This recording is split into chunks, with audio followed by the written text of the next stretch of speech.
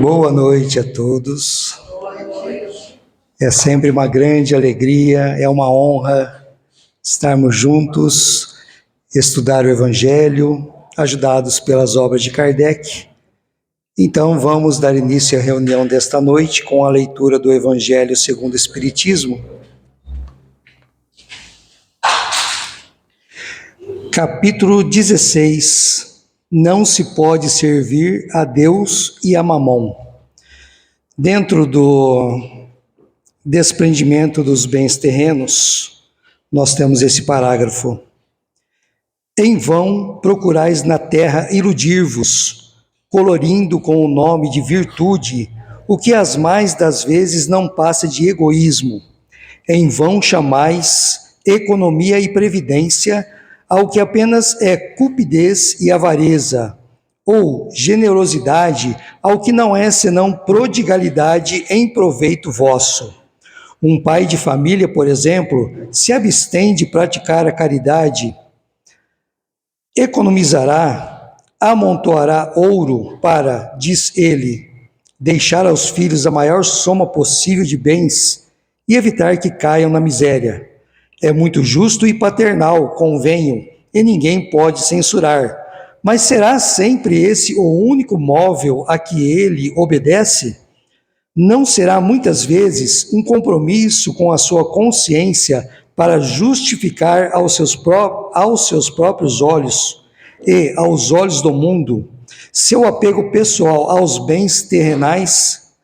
Admitamos, no entanto, seja o amor paternal o único móvel que o guie. Será isso motivo para que esqueça seus irmãos perante a Deus? Quando já ele tem o supérfluo, deixará na miséria os filhos, por lhes ficar um pouco menos desse supérfluo? Não será antes dar-lhes uma lição de egoísmo e endurecer-lhes os corações? Não será estiolar neles o amor ao próximo? Pais e mães, laborais em grande erro, se credes que desse modo granjeais maior afeição dos vossos filhos, ensinando-lhes a ser egoístas para com os outros, ensinai-lhes a sê-lo para com vós mesmos. Hoje quem vai conduzir a nossa reunião é o Celso.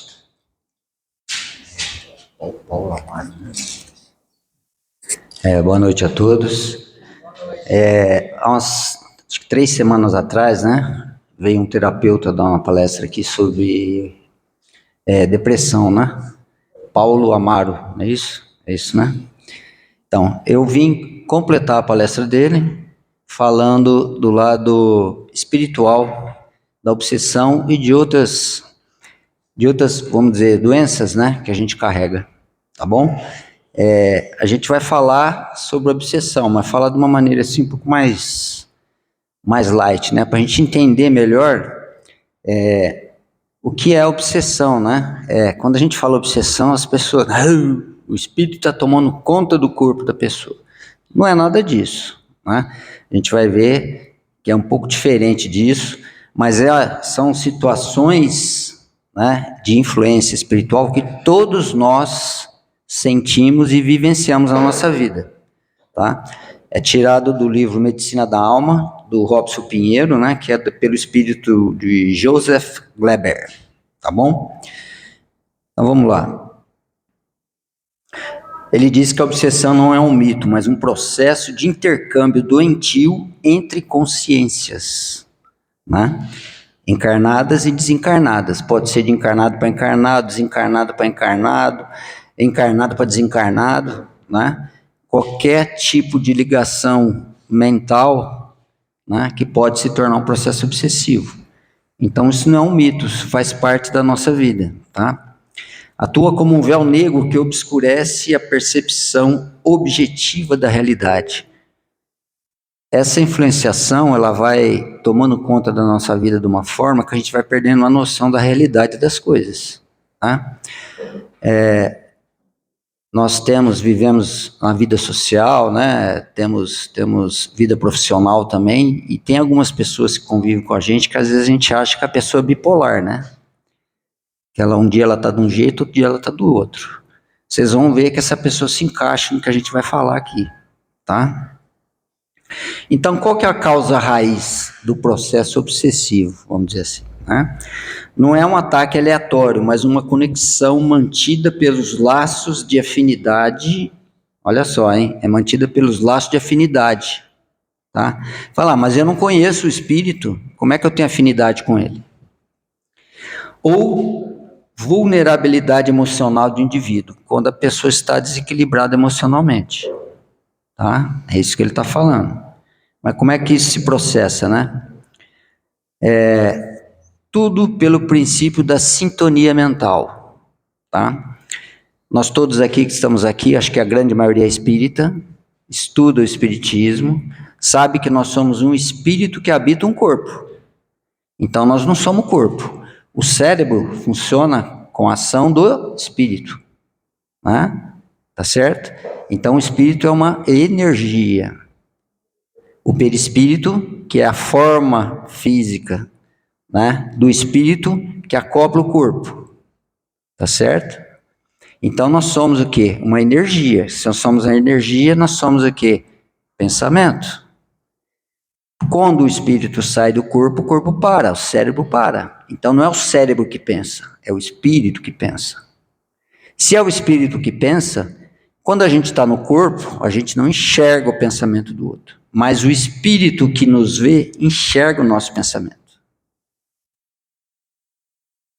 Ficou bem claro isso? Então, nós somos como antenas, né? Que a gente emite pensamentos. Somos mentes humanas, as mentes humanas funcionam como irradiadores de ondas. Conforme a gente pensa, a gente irradia uma onda. Da mesma forma que a sua TV capta o sinal pela antena. Da mesma forma, é igualzinho. Não tem diferença. Só que ela sintoniza naquela frequência de onda. E a gente sintoniza com aqueles espíritos que a gente quer conforme a nossa frequência de onda, ou seja, aquilo que a gente leva emocionalmente dentro da gente em forma de pensamento, tá? E como é que é feito esse encaixe, né? Lembrando, quando a gente fala em obsessão, obsessão é a atuação do espírito sobre alguém que está encarnado, né? Ou vice-versa. Então a gente, quando fala isso, a gente sempre pensa no espírito mau, né? No espírito ruim, no espírito atrasado, no espírito doente. Mas a gente não pode esquecer que os bons espíritos também se sintonizam conosco, desde que a gente crie uma frequência de sintonia com eles, né? Então tudo que vai ser falado aqui serve para os bons espíritos, como para os espíritos mais atrasados, os espíritos doentes. Esse encaixe, né, no caso, ele é feito como? O agressor não invade o corpo de ninguém. Ele sintoniza com você, mente a mente, tá? Comportamentos desequilibrados criam um campo mental propício para a recepção de ondas da mesma frequência, né? Veja bem, são comportamentos desequilibrados que a gente possa ter que criam sintonias, comportamentos e pensamentos. E os receptores físicos materializam pensamentos em desarmonias biológicas. Isso acaba se somatizando no corpo físico, se torna uma coisa muito frequente, né? A gente pode estar num dia que não está muito bom, muito ruim, né? A gente leva uma fechada no trânsito, aí a gente se desequilibra, xinga, agride, né, verbalmente alguém e tal, mas se essa coisa começa a ficar frequente, né, se você volta ao seu estado normal de equilíbrio, você quebra a sintonia. Mas se você continua com aquela sintonia, aí a coisa complica, né? A gente chama isso de monoideísmo, né? Que é a monoideia, uma ideia fixa. Quando a gente cria uma ideia fixa sobre alguma coisa e começa a alimentar isso dentro de nós, né? Eu conheço algumas pessoas que já passaram por situações assim e acabou se tornando um processo obsessivo mais grave. né? Às vezes a gente não gosta de determinada pessoa que a gente convive, às vezes na vida profissional ou na família, e quando a gente encontra a pessoa, parece que tem um choque energético, né? E você acaba sintonizando com aquela frequência da pessoa. Ou porque você viveu com ela no passado alguma situação que tem essa ligação, que tem essa desarmonia, vamos dizer assim. Mas, se você se desequilibra na presença dessa pessoa, por exemplo, você entra na faixa vibratória dela e você se contamina, né? Por isso que Jesus disse para a gente não enfrentar o mal, porque se você enfrenta o mal, você entra na mesma faixa vibratória, né? Não que você tenha que aceitar o mal, não é isso. Se você enfrenta o mal, você entra na mesma faixa vibratória, aí você cai na rede, né? E como que é esse monoideísmo, né? Como é que funciona? É como se fosse uma prisão mental que o terapeuta falou aqui. Ele explicou exatamente, até explicou sobre ele mesmo, que ele vivenciou isso na vida dele, né? Começa com a ideia fixa, a mente estaciona em uma imagem ou pensamento de desequilíbrio. Às vezes você não gosta daquela pessoa, você começa, toda atitude daquela pessoa, você começa a criar uma antipatia por aquilo. Você começa a criar uma ideia fixa, que a pessoa só é aquilo, e ela não é só aquilo. Ela tem 1000 defeitos como nós temos. Então ela tem virtudes também, mas a gente se fixa nos defeitos. A gente cria uma ideia fixa. Ou sobre algum acontecimento que gerou um trauma em nós e a gente começa a vivenciar aquilo cada vez que a gente pensa naquilo. Vai se criando uma ideia fixa, né? Uma imagem ou um pensamento de desequilíbrio. Aí o que acontece? Acontece a atração magnética, que o nosso terapeuta não entrou nesse pormenor dentro da palestra dele. Não tem problema, ele trouxe o lado médico do assunto. E a gente está trazendo aqui a comparação e o tipo de tratamento que deve ter, tanto da parte física como também na parte espiritual, tá? A forma pensamento atrai matéria mental ou astral dos planos inferiores, se é uma ideia fixa que gera desequilíbrio, né? Da mesma forma, como é que a gente pode explicar isso? Tudo que é radicalismo não é bom, né? É só a gente olhar para a política que a gente vê. Tem os radicais de cá e os radicais de cá, que só geram atritos, né? E não se resolve nada, né? A história é assim, que a gente conhece. Então, tudo que é radicalismo não é bom. Por quê? Porque gera uma ideia fixa em você, às vezes até das tuas ideias que você acha que são as melhores, que são as corretas. E pode não ser, né? A cada ano que a gente vive, a gente vai aprimorando os nossos conhecimentos. 3. Aí vem a atmosfera fictícia, né? Cria-se um ambiente psíquico irreal ao redor do indivíduo, isolando da realidade objetiva. Então ele começa a se fechar naquilo, exatamente como o terapeuta falou aqui, né? Exatamente isso. E aí ele começa a retroalimentar isso, né? Esta nova atmosfera alimenta e fortifica a ideia original, tornando a liberação cada vez mais difícil. Aí a pessoa precisa de ajuda externa, né? Porque ela não consegue mais sair daquilo. Volta e meia ela cai naquilo, aí ela entra no quarto, se fecha no quarto, né? Às vezes ela passa 4, 5 dias bom, de repente ela se fecha no quarto, tranca tudo, né? Fica no escuro, foge da realidade da vida, né?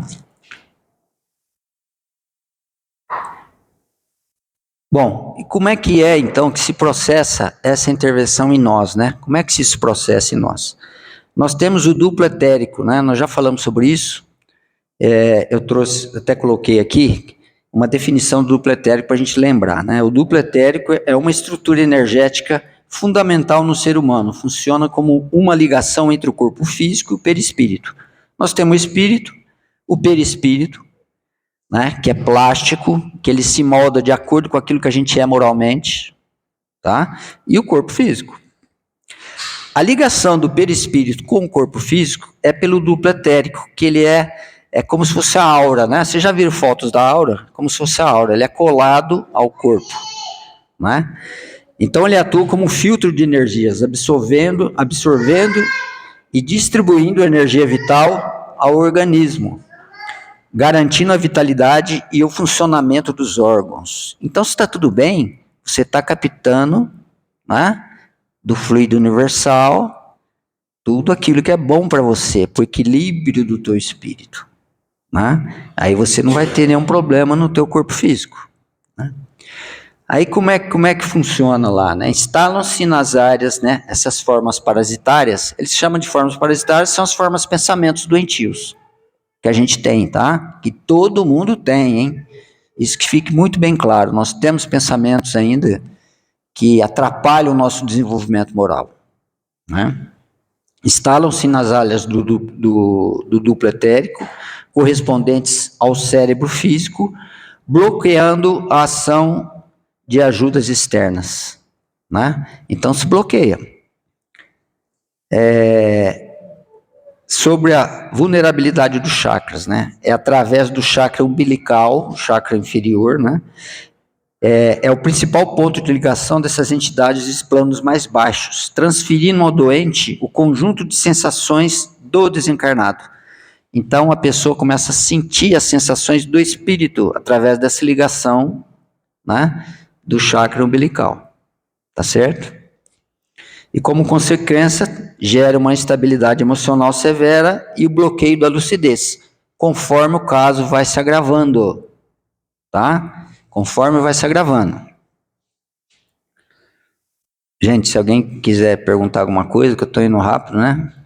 Mas assim, estou tentando ser mais simples possível, porque o livro é um pouco mais, assim, um pouco mais complicadinho para a gente entender. Estou indo de uma forma mais simples aqui, né?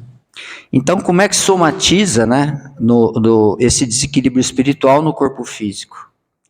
Que a gente sempre fala, né, que o que a gente pensa, a gente sempre ouve falar no centro, tudo aquilo que você dá para o mundo, você recebe de volta, por causa dessa sintonia. Se você sintoniza com coisas ruins, como é que você vai receber coisa boa? O teu protetor, a tua família espiritual está do teu lado, esperando uma oportunidade para te ajudar, mas você não sintoniza com eles. Né? No cérebro e psiquismo, começa a aparecer insônia, ansiedade profunda, angústia indefinível, depressão e melancolia. Nada diferente do que o terapeuta falou aqui, né? Tá? No sistema vago simpático, sobrecarga nervosa constante, resultando em fadiga e falhas de resposta orgânica. Alguns órgãos começam a não funcionar direito, você vai no médico, não descobre o que é, nunca descobre o que é, porque se trata de uma influenciação espiritual, né? E cansaço físico, né? Quando a gente não está legal, a gente sente muito isso. E nos casos mais graves, no sistema motor, né? Que é a perda da coordenação motora, os espasmos que mimetizam os quadros de epilepsia, às vezes nos casos, tá? São casos, assim, mais graves, né?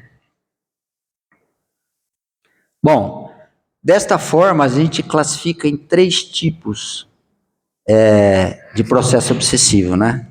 A influenciação simples, que é aquela que a gente tem diariamente, a fascinação e a subjugação, que é um processo mais grave. Né? Então a gente separou nessa tabelinha aqui, para a gente entender, né? No caso da influenciação simples, né? Que são aquelas que a gente tem todos os dias. Lembrando lá no Livro dos Espíritos, quando começa a falar da influenciação dos espíritos na nossa vida, esqueci agora o número do capítulo. A primeira pergunta é: os espíritos influenciam a nossa vida? A resposta é: muito mais do que possas imaginar. Eles até dirigem a sua vida, se você o permitir. Tá? Então, através da influenciação simples, né, que é através dos nossos defeitos íntimos, a gente cria uma associação, né, onde vão aparecendo as neuroses e as manias, tá? Que são sintomas mais simples. Mania todo mundo tem, né? Quem que não tem aqui? Né? E às vezes a gente tem manias que não alimentam o espírito, né? E pode se tornar coisas mais graves, tá? E neuroses, a gente tem neuroses Acho que não, né? Bom, a dinâmica espiritual. A sugestão é sutil através desses espíritos. Você não percebe isso. É muito sutil a interferência dos espíritos diante dos nossos defeitos íntimos. E são correntes diárias de pensamento que a gente acaba alimentando, tá? E quais são os sintomas clínicos que aparecem? Ansiedade, quem que não tem? Mudanças leves de comportamento, né? Que às vezes a gente fala que o cara é bipolar, né? Que convive com a gente, que hoje está de um jeito, outro dia está de outro, né? E a pessoa começa a ficar mais irritadiça, mais irritada, tá?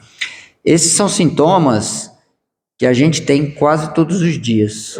Às vezes você está bem e tal, mas se alguém entra na tua frente no trânsito e você está com pressa e ele começa a ir devagar, já começa a te irritar. Já não é um bom sintoma. É sinal que você está com algum problema, né? Coisas simples, coisas muito simples.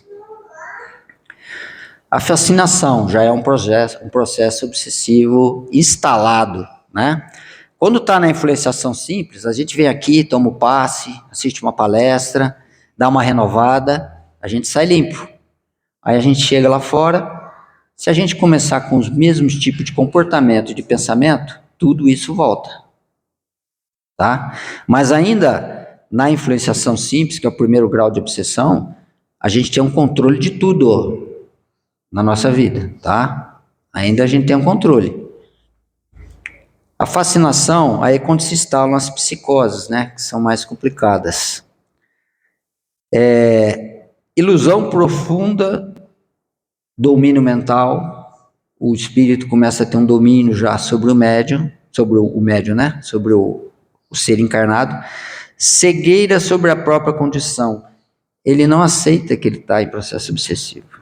Esse é o pior, né? Às vezes acontece nos nossos grupos mediúnicos, às vezes acontece de algum médium estar passando um processo assim, a gente percebe, mas às vezes o médium não aceita o tratamento, né? Porque acha que não está em processo obsessivo. As manifestações maníacos depressivas, isolamento, delírios, né? Nos casos mais graves. E no caso da subjugação, lembrando que o caso de fascinação, né, são os processos obsessivos, aqueles que a gente traz do passado, que às vezes a gente vai lá dentro, toma um passe desobsessivo, aí tinha alguém que a gente maltratou no passado, que estava ligado a gente, que é uma ligação natural e normal, né? Mas, assim, ele atua na sua vida se você permitir. Lembra do filme de Divaldo, que tinha um obsessor dele, que ficou a vida inteira tentando, mas não conseguia atuar sobre ele. Até que a mãe dele, né, reencarna e o Divaldo acolhe a criança no orfanato. E aí o espírito acredita mesmo que ele mudou, né, porque ele recebeu a mãe dele nos braços e adotou a mãe do espírito, né, que estava reencarnada. E aí ele aceita e segue o caminho dele.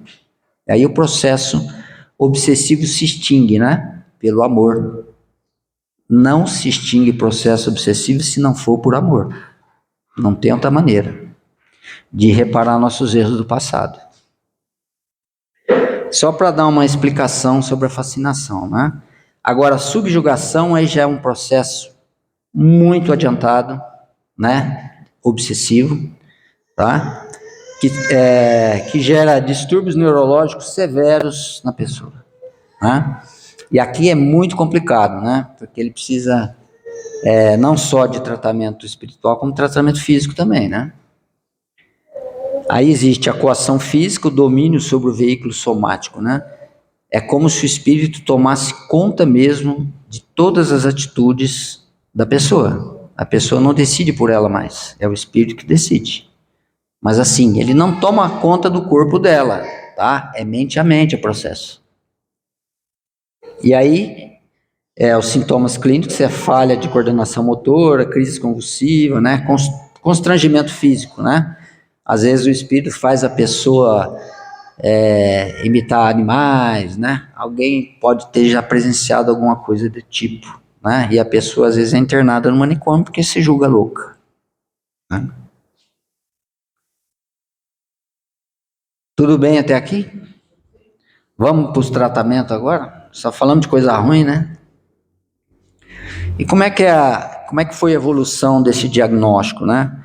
Como é a psicanálise com ele chama de psique multidimensional, né? Que é o tratamento do espírito. Então, na ciência terrena, os pioneiros lá foram Freud e Jung, que mapearam magistralmente o inconsciente, os complexos e os arquétipos do doente mental, né? Eles foram perfeitos nesse ponto, tá? Mas, nas suas análises, né, ficaram restritas à vida biológica, o que acontecia no físico, tratando sintomas seculares sem acessar a causa raiz, que é a reencarnação, a reencarnatória. Mas, nesse mesmo livro, nesse mesmo capítulo, ele diz lá que eles estão se preparando para reencarnar e terminar o trabalho deles. Vão concluir o trabalho unindo todo o que eles descobriram com a espiritualidade, né? Com a reencarnação, que foi o que o Espiritismo nos trouxe, né? Que é a medicina da alma, né? O Espiritismo adiciona o fator da reencarnação e das influências extrafísicas. Não é só a reencarnação, são as influências que a gente permite que os espíritos tenham sobre nós, né? Isso agrega aos sintomas, né, de depressão, de todo tipo de doença e de psicose que a gente conhece, que a gente vê por aí, tá? Alguém pode ter um caso assim em família, eu tenho um, né? Eu tenho um irmão que hoje ele está com 72 anos, está até hoje vivendo, né? Conseguiu se libertar da maioria dos processos obsessivos que ele tinha, que era um espírito, ele carrega a epilepsia com ele, né, desde criança. É um espírito compromissado que veio dessa forma para poder limpar o perispírito, né, do seu passado. Nós vamos ver daqui a pouco na frente como isso se processa. Então, a causa profunda qual que é? Os traumas atuais são frequentemente bloqueios psicológicos originados em vivências passadas e dívidas de um passado culposo. Tem muita gente que às vezes sente uma culpa, não sabe de onde que vem, não sabe o porquê, né? Isso faz parte do processo reencarnatório, né? E por que Deus permite isso, né? A dor como mecanismo educativo. Tem espíritos, como a gente vê hoje no noticiário, são espíritos que a gente vê, mas esse não tem jeito. Esse espírito não tem jeito, já matou não sei quantos. E aí morreu, pronto. Desencarnou lá, tomou um tiro, desencarnou. E esse espírito, ele também não é filho de Deus? Como é que esse espírito vai se endireitar? Como é que ele vai retomar o caminho das leis divinas? Não é? Isso não é um processo fácil. E não é somente ele se manifestar numa sessão mediúnica, por exemplo, que está em um processo difícil, né? Em sofrimento. A família espiritual dele traz ele, né? Ele é acolhido, né? Se emociona com a presença da família, aceita o tratamento e segue em frente. Mas não é só isso. É um espírito marcado, né? Porque feriu as leis divinas de uma forma trágica. E atingiu a várias pessoas, às vezes famílias inteiras, coletividades, né? Como é que se consegue reconduzir esse espírito de novo para viver aqui no mundo de regeneração, por exemplo, né? E aí vem os problemas físicos que o espírito reencarna dessa forma. A dor como mecanismo educativo para o espírito, porque aí ele vai sentir na pele, né? Não é porque ele matou alguém que ele vai ser morto. Não é por aí, né? Eu já até contei um caso aqui de um espírito, eu vou relembrar porque encaixa nesse processo. Um espírito que desencarnou aos 50 anos de idade, né? Estava no auge assim da vida, estava estabilizado financeiramente, na hora que ele ia curtir a família, curtir tudo aquilo que ele tinha conseguido, ele teve um infarto fulminante, desencarnou. Ele se revoltou com Deus e não aceitava de forma nenhuma. E aí ele foi acolhido na sessão mediúnica, a família dele trouxe ele, né? Mas ele não aceitava de jeito nenhum. Foi num caso desse que a espiritualidade mostrou o passado para o espírito, que não é comum fazer isso, porque pode gerar mais traumas ao espírito. Né? Na vida anterior, ele tinha tirado a vida do irmão na mesma idade, nesses mesmos 50 anos, na mesma situação que o irmão estava, para ficar com a esposa dele. Né? Então não é porque ele tirou um tiro, que ele deu um tiro, né, em alguém, que ele vai morrer com um tiro. Ele pode morrer com um ataque fulminante do coração. É a mesma dor.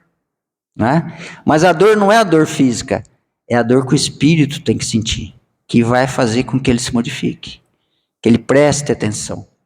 Então a doença mental, sob a ótica espiritual, não é uma punição arbitrária, mas o mecanismo abençoado da dor. É um recurso da suprema lei para forçar a reestruturação dos valores internos daquele espírito. Né? Nós já passamos por isso, com certeza. Hoje a gente que já está um passinho um pouco mais na frente, né? Mas assim, nós podemos vir a ter uma doença grave ainda, né? Para poder libertar alguma coisa que a gente ainda carrega, né? No nosso íntimo. Então o conflito psíquico obriga a consciência a abandonar ilusões egocêntricas e iniciar o inescapável processo do autodescobrimento. O espírito tem que se conhecer, ele tem que conhecer os seus defeitos íntimos, senão ele não consegue dar um passo à frente. O autoconhecimento, que tanto a gente fala na doutrina espírita, que a Joana de Ângeles nos traz vários livros falando sobre isso, né? Se você não se conhecer, aceitar quem você é, com os defeitos que você tem, você não consegue modificar isso dentro de você. Se você não consegue, você vai ter que passar pela dor para conseguir. É o mecanismo que a lei divina encontra. E tem o equívoco da cura puramente religiosa, né? Tem gente que procura o centro espírita achando que uma cirurgia espiritual vai curar ele. Não vai curar ele. O que Jesus disse quando curava alguém? Vai, não peques mais. Se você não se modificar interiormente, você não se cura. Você vai passar de novo por aquela situação. Não existe injustiça nesse processo, né? É muito bem claro, Jesus mostrou muito bem isso. Então a simples doutrinação nos moldes da catequização religiosa focada em falsos moralismos ou superstições é ineficaz para os laços psíquicos profundos, como a gente vê às vezes em outras religiões, né? Que não se aprofundam na raiz do problema, que é o quê? O espírito em si. Não é uma crítica que a gente faz, né? Porque determinadas pessoas às vezes precisam daquilo, né? Faz parte do universo. Se Deus permitiu, é porque alguém precisa ainda. Né? Qual que é a verdadeira terapêutica? O objetivo não é converter o agressor ou a vítima, mas promover a espiritização dele. A reeducação e ampliação das consciências de ambas as partes perante as leis da vida. Num processo obsessivo, se o espírito está ali, é porque ele está um passo atrás ainda, ele está sofrendo aquilo. Ele não conseguiu dar um passo à frente. Se você está aqui, você já deu um passo à frente. Você já reconheceu, né, o seu erro, e você está aqui numa reencarnação de reequilíbrio para poder resolver o problema mais tarde, né? Para reparar os nossos danos às leis.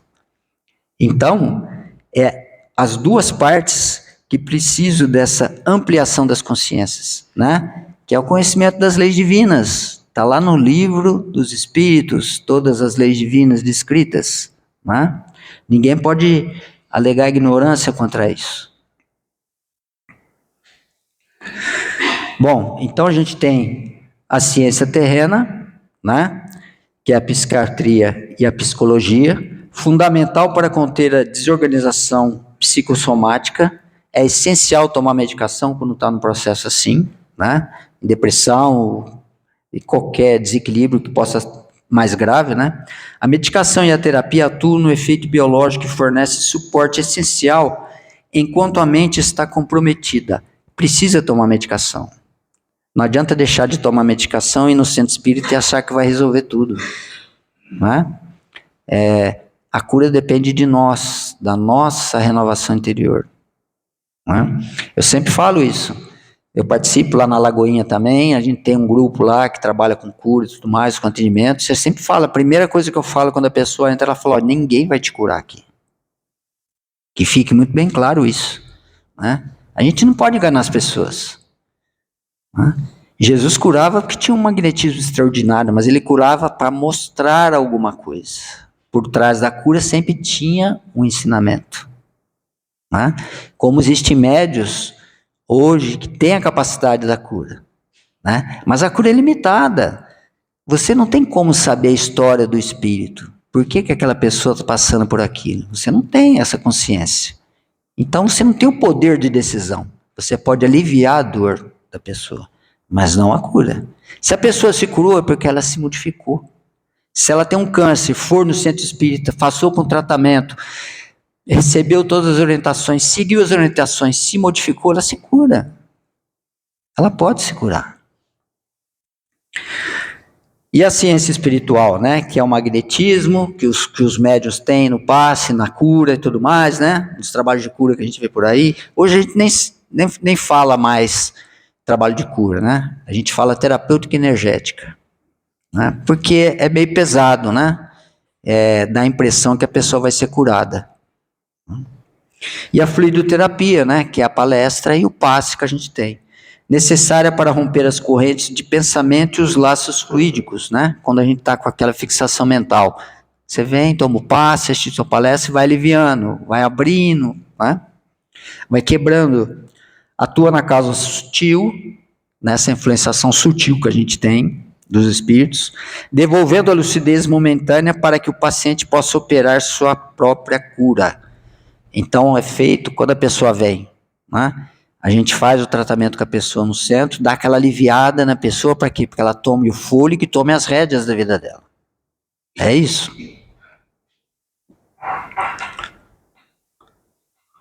Terminando, hein? Então o autodescobrimento como cura definitiva, né, que já foi falado, a terapia espiritual e a medicina são facilitadoras, mas o paciente é o arquiteto da sua própria libertação, né? Elevação do padrão vibratório, o otimismo, o amor próprio, uma vida pautada em valores nobres, alteram irreversivelmente a sintonia mental. Você quebra a sintonia com esses espíritos doentes, né? Porque é o seguinte, quem é médium de corporação, por exemplo, ele já veio assim porque ele se comprometeu com esses espíritos, de ajudá-los, mas ele não precisa ficar sentindo o espírito a semana inteira com ele. Ele só vai sentir aqui na sessão mediúnica. Se ele tem essa sintonia, esse equilíbrio, ele não vai sentir, ele só vai sentir na hora do trabalho, que é uma coisa natural, né? Ao despertar as potencialidades divinas adormecidas em sua intimidade, o ser humano imuniza-se contra as sombras da psique, tá? Então a gente precisa se conhecer, né? Os nossos problemas íntimos e tudo mais. E aí, qual que é a receita desse equilíbrio, né? Resumindo tudo. O Evangelho em casa é fundamental para manter a sua casa, o lugar onde você vive, um lugar higienizado espiritualmente, onde ninguém entra, só vai entrar quem você permitir, tá? Se você está mal sintonizado, você abre as portas da sua casa para os espíritos entrarem, tá? Então o Evangelho mantém esse equilíbrio. Sempre no mesmo dia, no mesmo horário, a família espiritual nossa vai estar lá, porque sabe que a gente vai estar lá. E vem e se cria um ambiente de proteção para a tua casa, né? A boa leitura, nem precisa falar disso, né? Boa leitura, escolher melhor o que vê na TV, né? As séries aí, que é uma febre hoje, escolher melhor, né? Escolher coisas que alimentam o teu espírito. Tem um monte de coisa. No YouTube, por exemplo, tem vídeos assim, uma enormidade que você pode procurar que alimenta o teu espírito. Hábitos sadios. Sempre falo isso. Troca um vício ruim por um vício bom. É um de cada vez. Que a gente tem muito vício ruim, né? A gente vai trocando com o tempo. Depois de um tempo a gente olha para trás e fala, nossa, como eu mudei. É assim. Conversação elevada, né? A língua é um problema. Porque quando você começa a falar mal de alguém, você entra numa rodinha, né? Isso é tão comum porque, por exemplo, quem gosta de futebol, na hora que chega numa rodinha e você está falando de futebol, na hora você entra na conversa. E se o assunto for outro que você gosta, da mesma forma, você chega e já sintoniza com aquilo e entra na conversa. O Chico era assim? Chico Xavier? Não era assim, né? Onde ele ia, a conversa mudava. Por quê? Por causa da imposição moral da pessoa, né? A gente tem que escolher melhor aquilo com que a gente convive. A gente tem que ter vida social? Lógico que tem. A gente tem parente, tem festa, tem que participar de tudo. Jesus ia a todos os locais, a todos os casamentos que ele era convidado, ele ia, né? A gente tem que ter vida social, por quê? Porque a gente tem que trocar com as pessoas, né? Mas a gente não pode entrar na sintonia daquilo que a gente está vendo, né? Senão você vira quê? Como se fala na gíria, né? A Maria vai com as outras. O cai na água, né? Ah, então se mandar você pular, você pula, então. Você está junto, né? Você se torna corresponsável nessa sintonia. E depois você não consegue desligar. Porque o Espírito sabe que você gosta. Quando você chega, ele já encosta em você. É assim que funciona, né? Quando a gente era jovem, que a gente saía para paquerar, né? A gente não era assim. Se a mocinha permitisse a gente chegar perto, a gente chegava. Se ela não permitisse, a gente não chegava. Antigamente era assim, né? Hoje não é mais, né? É mais ou menos assim a sintonia. Então, quando você eleva o teu padrão mental, você melhora o intercâmbio com o mundo espiritual. Você muda as tuas companhias espirituais, né? Você se torna uma pessoa de pensamentos mais elevados. Então, as tuas companhias espirituais mudam. E aí a tua vida começa a dar certo. Ela começa a dar certo. Por quê? Porque aquele que quer te tirar do caminho, ele não está mais atuando sobre você. Isso é uma coisa natural. Se for um problema de passado seu, por exemplo, que você deve para aquele espírito, né? Que a gente sabe que isso existe. Se você der chance para ele, ele vai atuar sobre você, ele vai te tirar do caminho, ele vai querer atrasar a tua vida. Porque se ele não se sente feliz, ele quer isso para ele também, para você também. Então você muda, né, a tua sintonia, você cria uma camada protetora para você. Aí aonde você vai, você consegue não ser influenciado. E o Espiritismo é a fonte desse equilíbrio, né, para o autoconhecimento, né? Através do Espiritismo, com tudo isso que a gente aprende nesses livros, né? Nós temos o Pentateuco, que o Kardec nos deixou, só do Pentateuco, né, que a gente tem, né, já estaria suficiente, né? Mas tem vários outros livros que vêm, né? E o Espiritismo nos proporciona, né, o despertamento para a felicidade do espírito. Se você ainda não se sente feliz, como eu ainda, né, ainda não me sinto feliz, mas a gente já começa a trilhar um caminho, né, onde a gente começa a se sentir mais satisfeito com a vida. Porque feliz mesmo a gente não vai conseguir, né? Mas mais satisfeito com aquilo que a gente está realizando, né? Porque assim, quando você se dispõe a ser bom e ajudar, as coisas vão acontecendo na tua vida, porque Deus vai colocando. Ele vê a oportunidade em você e ele vai te dando trabalho. Ele vai te dando oportunidade para você desenvolver os dons espirituais que a gente ainda não desenvolveu. Tá bom? Então era isso. Falei muito do livro Medicina da Alma. Quem se interessar, é um estudo um pouco mais profundo, né? Mas assim, faz parte da nossa vida. Tá bom?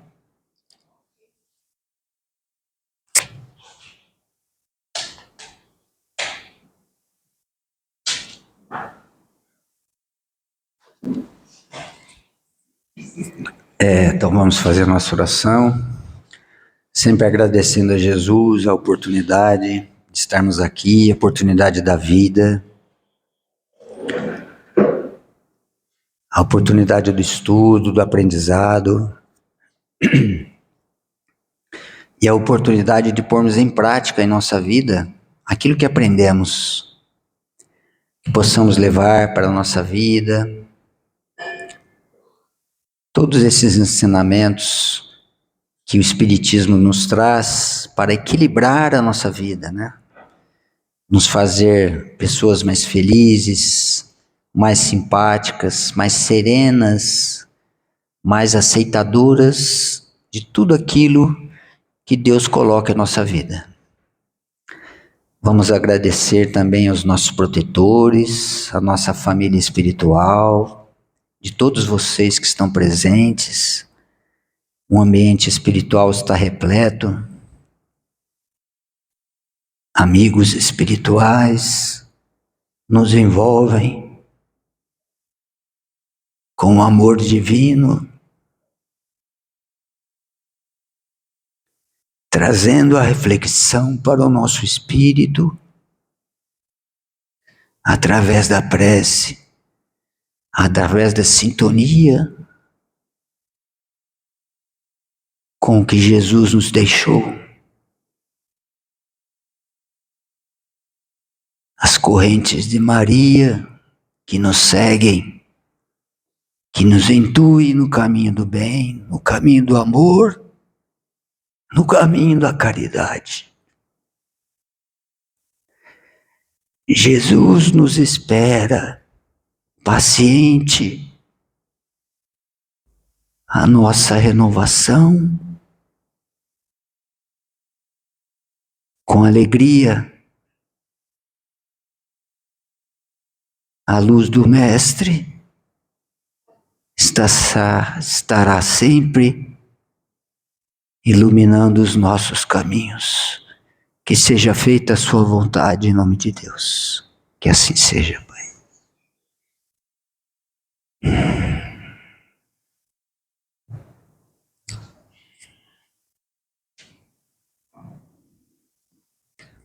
Aqueles que estão agendados para o passe, pode se dirigir lá na sala 4.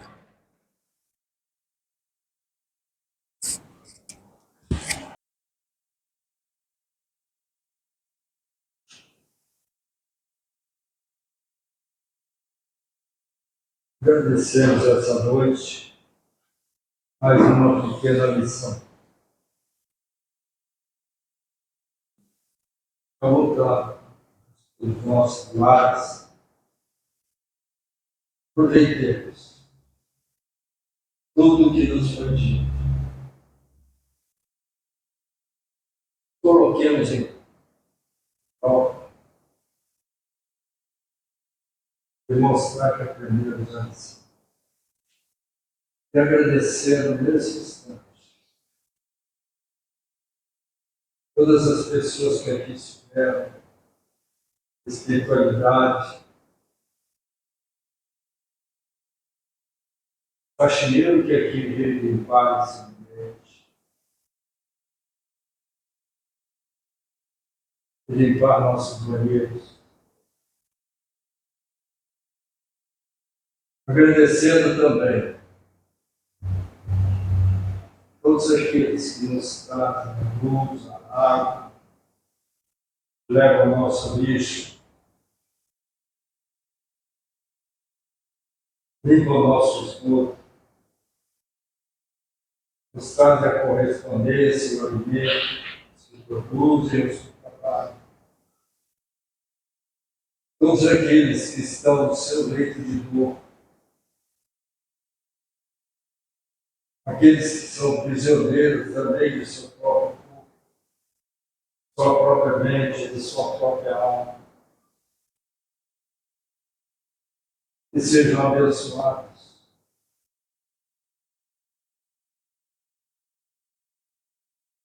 Que tenham nosso respeito, nosso amor. Agradecendo a Deus, nosso por mais esse dia, por mais essa semana. Colocamos sempre à disposição do Senhor. Que a paz, a luz, o amor seja constante a você. Assim seja.